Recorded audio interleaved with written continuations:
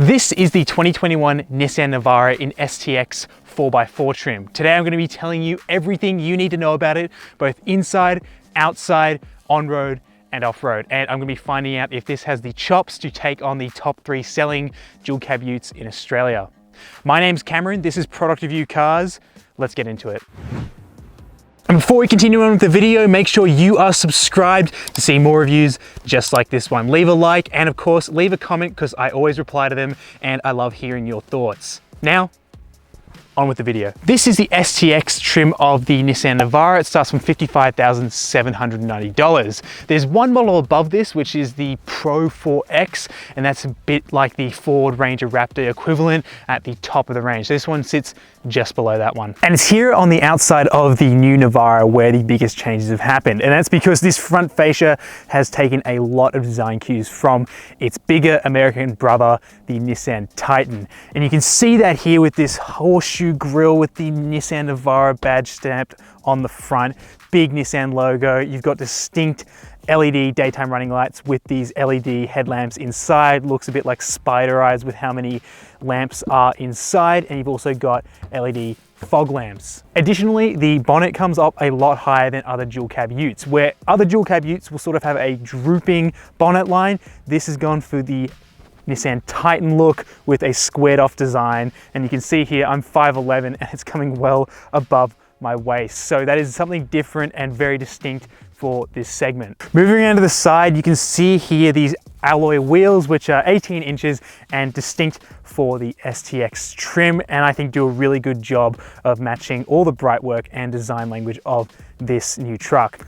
Plenty of chrome here on the side as well, and additionally you'll note that this has a wading depth of 600 millimeters. So look, it's good enough to ford some rivers, but I would definitely recommend slapping on some off-road tires for that. These rear wheels house drum brakes, which some of you know I'm not a big fan of for road-going cars in 2021, but because this car can tow a lot and carry a lot, it's a good application because it just gives you a bit more braking ability there and control.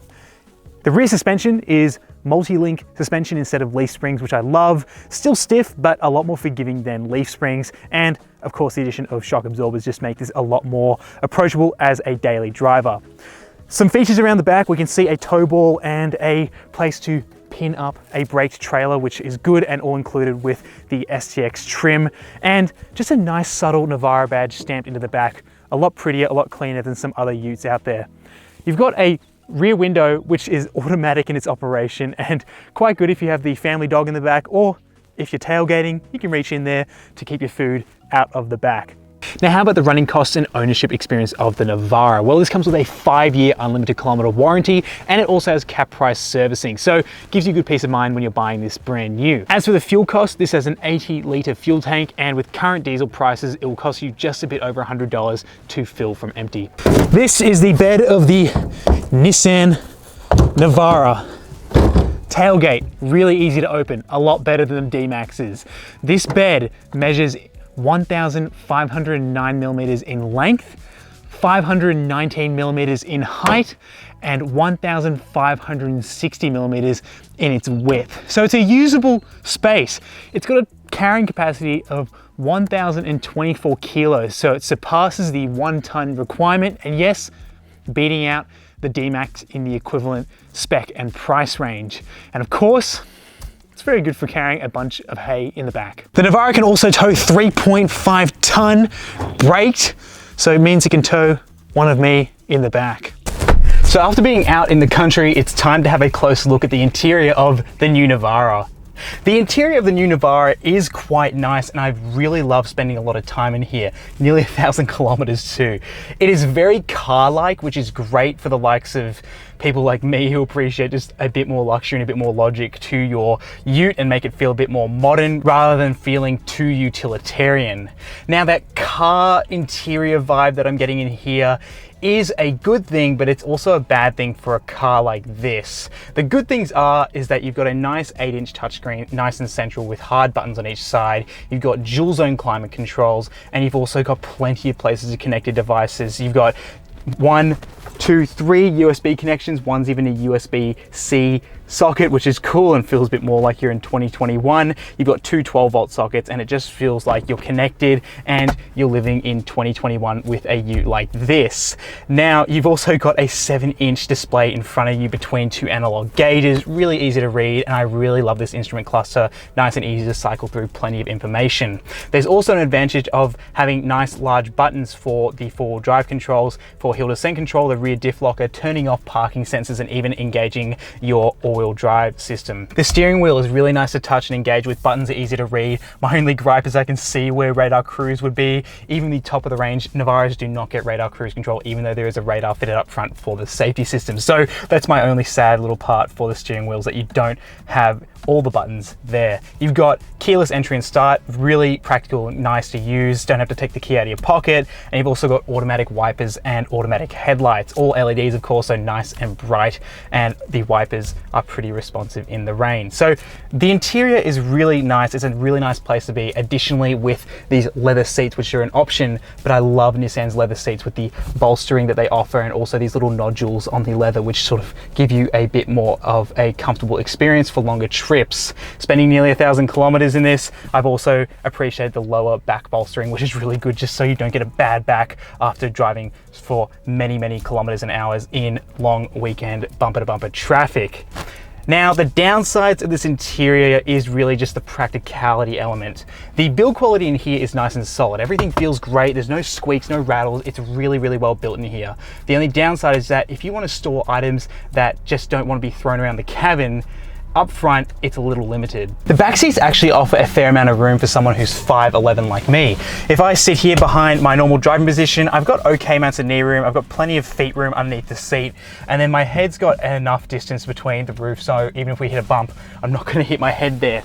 And then you've also got just one USB port back here, which is a not so great thing if you're going to carry, say, two people in the back often. And there's this weird shelf here which I'm not too sure what you'd be putting in here, because your phone is certainly not going to fit in here. So there's a little shelf for, I don't know, maybe like some M&Ms. And then you've got some air vents back here, which is nice. And then you've got a relatively flat floor as well, so you can carry 3 people in here if you must. But this middle seat is going to feel a tiny bit tighter, but unlike many cars, you've actually got enough space to tuck your feet in for those shorter trips, so you're not sharing feet space with the other passengers. You've got a little armrest too, which is quite nice, with 2 cup holders, so you can sit here and relax and actually get quite comfortable. But the only thing that becomes apparent is that my knees, yes, are a little bit of a distance away from the seat, so it's going to feel a bit uncomfortable for very long trips if you've got long legs. Now, what else is really cool is that you can lift the whole bench here in the rear to be able to access a bit more interior load space, and also some little storage underneath the seats here. However, this storage under the seats isn't as good as the D-MAX. It's quite limited and kind of hard to find things because it's a small opening but quite cavernous underneath. And the only other issue with this bench is that if you want to carry more than 2 people and you want the interior space, unfortunately you have to figure out how to play Tetris with the back seats, because you can't split this bench, for example, to use half the rear cabin space. But for most of the time, this is quite good as an option for more interior lockable space. So how's the Nissan Navara off-road? Well, here are the stats. We've got an approach angle of 32.7 degrees, we've got a departure angle of 20.3 degrees, we've got a ramp over angle of 23.2 degrees, and we've got a ground clearance of 224 millimeters. How does that translate to off-road driving? Well, it's pretty good. It feels very capable, and that's helped by a few systems in this car. First of all is just the normal fall high position, which is easy enough to engage, and that allows you to access off-road mode. Additionally to the off-road drive mode, it is good to have quick turn-offs for the parking sensors and safety systems, so you don't have them beeping at you and you don't have to go into many subsystems to access that. They're all at a touch of a button. Now, heading down some gnarly bits of track, the Navara, when it doesn't have anything in the back, is a bit busy, but that doesn't mean it's not capable. You're just gonna feel a lot more through the suspension of this car, but not entirely in a good way either, because the front wheels are a little numb, but I can appreciate that's because you don't want the wheels snapping back on you so quickly like you would want, say, on the road. So I get why this is all done up like this, but For personal preference, I might prefer a bit more of a forgiving ride and also a bit more accuracy with the steering. However, it is still a very capable car. There's also a 4 low mode, which you'll have to engage by putting this car into neutral as you come to a stationary stop, and you wait for the big clunk, and you have engaged 4 low. There's also a diff locker here, so now we've got the car in its most capable setting, and it's gonna obviously whine a bit more, and it's not gonna love being in this mode because it's obviously very mechanical in its engagement. It doesn't even let you access off-road mode, and this mode is obviously just to get the most grip out of the Navara. And this also has hill descent control, which we can activate right now, and you turn it on, and we've put it in its lowest setting, so it means it's gonna crawl really slow. We're looking at like 7 kilometers an hour right now as we're heading down this hill. If you want a bit more speed, you're gonna have to manually operate it because it's not exactly as fast as, say, Land Rover's systems. Now, something you can access at any time below 10 kilometers an hour is the off-road cameras, which I can see a spider crawling across the screen right now. But this 360-degree system is not only good for parking and keeping an eye out for obstacles, but it's also good for when your engine and bonnet is high up in the air. You can see through the bonnet thanks to the front-facing camera, and also use the wheel camera to check out where your front wheels are and how they're being placed. Look, the resolution isn't fantastic. It's quite on the low side, but at least you can see big obstacles without needing a spotter on the outside. The driving position was one of the big standout things that appeared to me when I jumped into the Navara. The giant bonnet goes so far out in your vision, and it just feels like a great commanding position, similar to what it was like driving in the Land Rover Defender. It is very commanding, and I really love that touch. It doesn't feel like the other trucks, which just sort of taper off. It's just got that nice big bonnet, which is fantastic, and it looks as good on the inside as it does from the outside. And now this truck is rated to carry over a ton in the bed, and that means you're going to have to compromise on the ride quality when you're driving around town.